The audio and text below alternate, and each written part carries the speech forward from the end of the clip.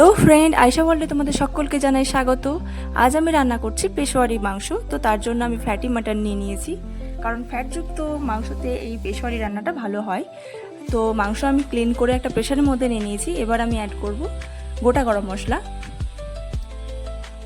তারপরে আমি দেব আদা কুচি কাটা আর রসুনের কোয়া অ্যাড করবো এর মধ্যে।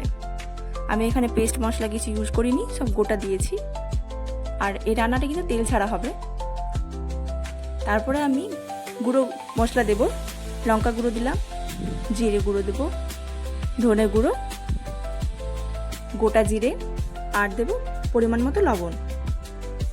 এবারে মোটা করে করে কাটা পেঁয়াজ আমি দিয়ে ফেলবো। আপনারা চাইলে ছোট ছোট পেঁয়াজ গোটা দিতে পারেন। এবার আমি টক দই ফাটিয়ে রেখেছিলাম, সেটাকে আমি দিয়ে দেব। আর ডুমো ডুমো করে আলু কেটে রাখা এর মধ্যে আমি অ্যাড করব। এবার ভালো করে কষিয়ে নেব। আলুটা কিন্তু মাস্ট, খুব ভালো লাগে পেশোয়ারির সঙ্গে। এবার কাশ্মীরি লঙ্কা গুঁড়ো দিয়ে আরও কিছুক্ষণ আমি কষিয়ে নেব ভালো করে। হলুদ ছাড়া, তেল ছাড়া রান্না। এবার আমি গরম মশলা দিয়ে নামিয়ে নেব। খুব সুন্দর হয়, আপনারাও বানিয়ে দেখবেন।